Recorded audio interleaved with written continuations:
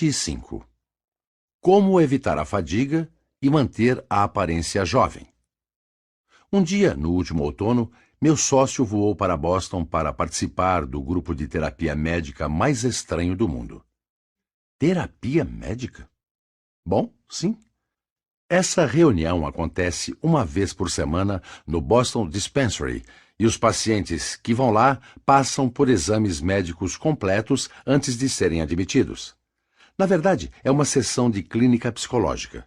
Apesar de ser oficialmente chamado de Grupo de Psicologia Aplicada, anteriormente era chamado de Grupo de Controle do Pensamento, um nome sugerido pelo primeiro membro. O seu verdadeiro propósito é lidar com pessoas que estão doentes de tanta preocupação. Muitos desses pacientes são donas de casa emocionalmente perturbadas. Como é que um grupo focado em preocupações começou?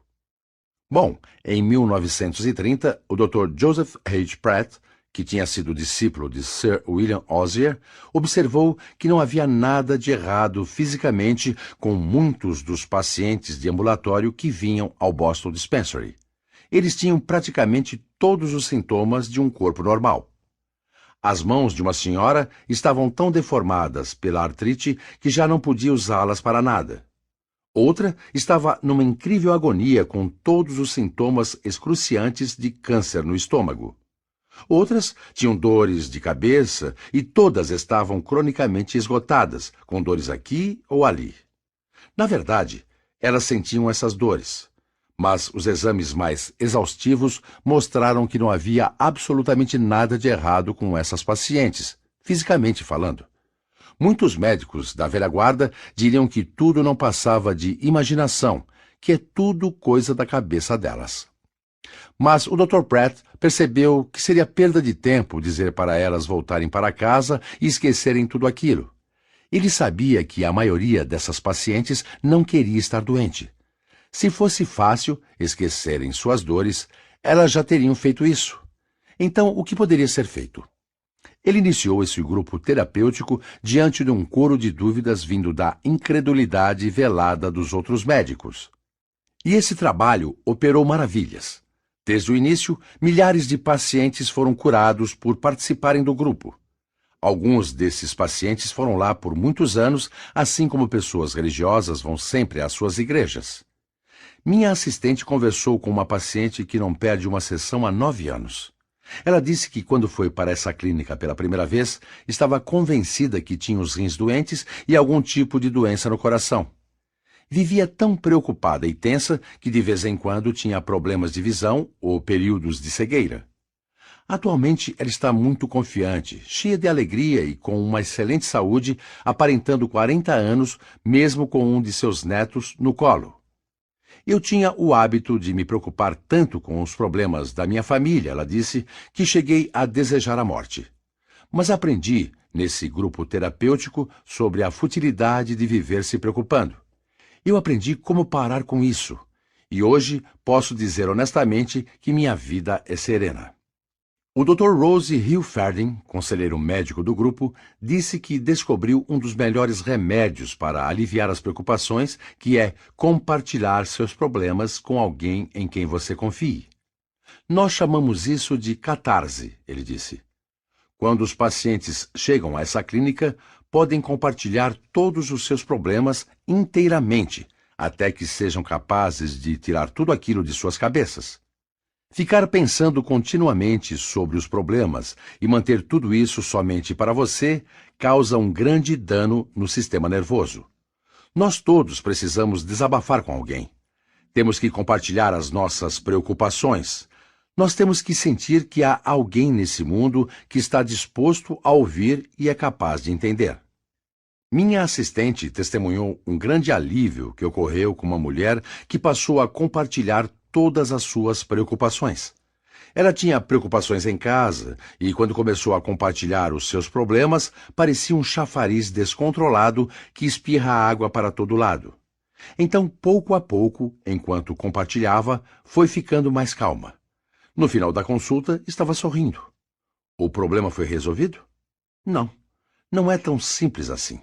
Mas o que causou a diferença foi o fato dela ter conversado sobre o problema, recebido alguns conselhos e sentido a simpatia da pessoa que a ouvia.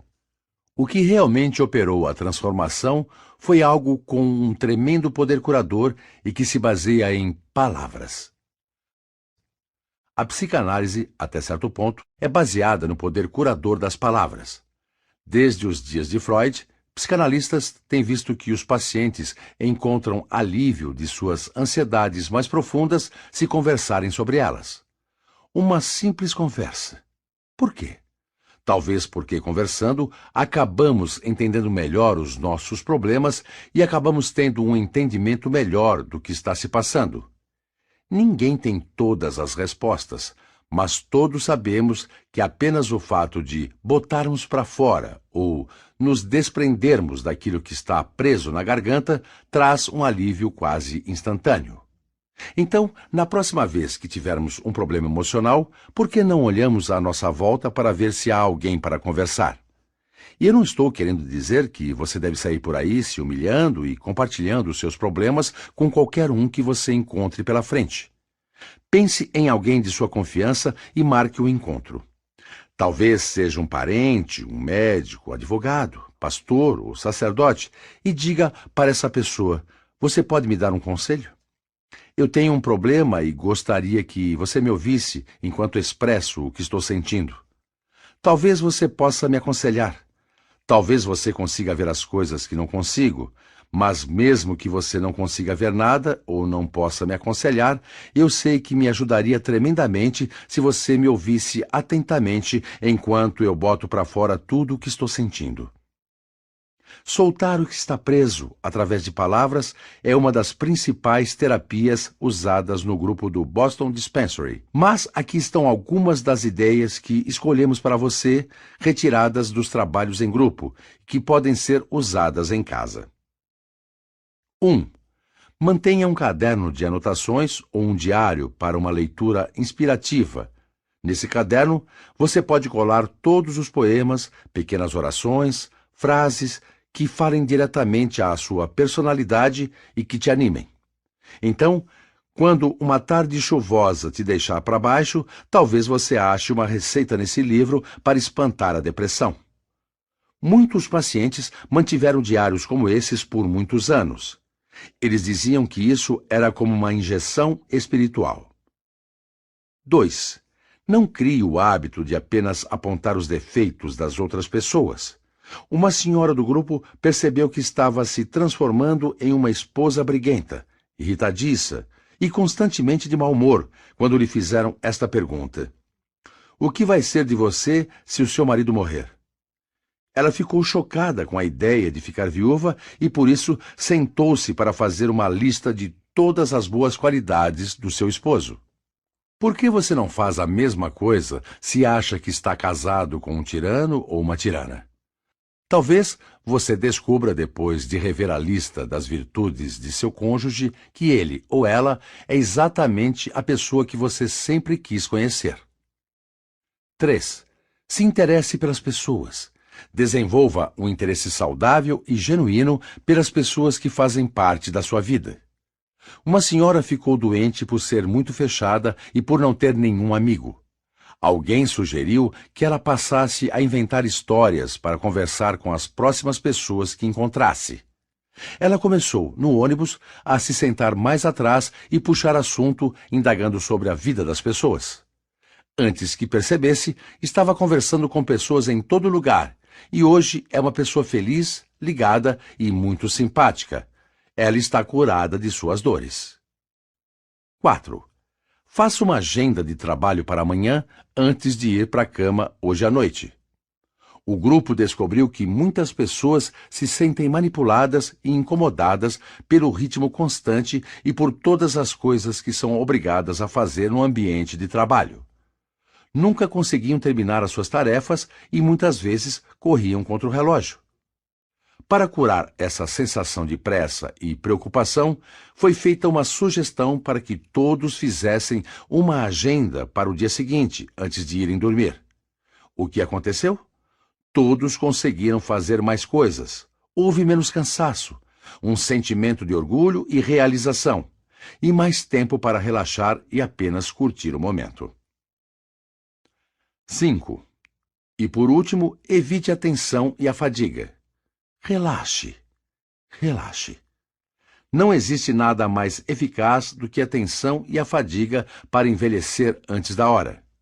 Minha assistente ficou sentada por 1 hora no grupo de controle do pensamento, enquanto o diretor e professor Paul E. Johnson passava por todos os princípios que nós já explicamos nos capítulos anteriores, que são os passos para o relaxamento. Depois de 10 minutos de exercício de relaxamento que a minha assistente fez junto com os demais, ela estava quase dormindo, sentada com as costas retas em sua cadeira. Por que o estresse pôde ser eliminado com esse tipo de relaxamento físico? Pelo fato de os médicos da clínica saberem, assim como outros médicos, que se você quiser tirar as preocupações das pessoas, elas precisam relaxar primeiro. Sim, você tem que relaxar. Pode parecer estranho, mas um chão duro é melhor do que um colchão macio. O chão cria mais resistência e é bom para a sua coluna.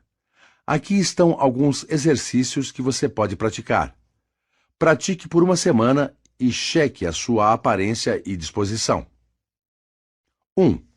Deite-se bem esticado no chão toda vez que se sentir cansado.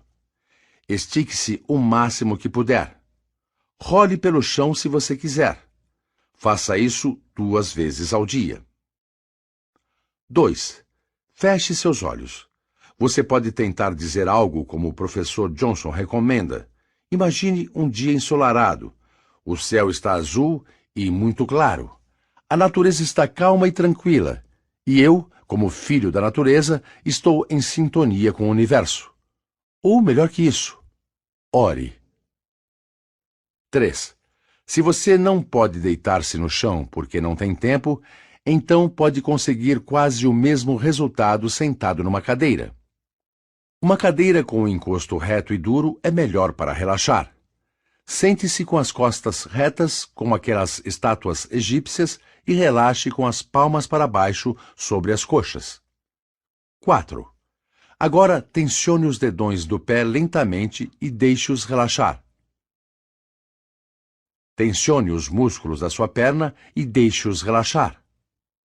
Faça isso de baixo para cima com todos os músculos do seu corpo até chegar à nuca.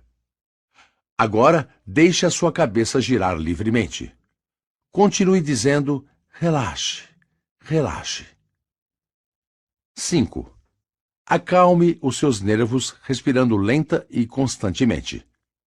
Respire profundamente. Os yogis da Índia têm razão. A respiração ritmada é um dos melhores métodos já inventados para suavizar o estado de nervos. 6. Pense nas rugas do seu rosto e no franzimento da testa e suavize todos eles. Afrouxe e separe aquelas dobras que você tem entre suas sobrancelhas e ao lado da boca. Faça isso 2 vezes ao dia e talvez você não tenha que ir a uma clínica receber uma massagem. Talvez as linhas do seu rosto desapareçam de dentro para fora.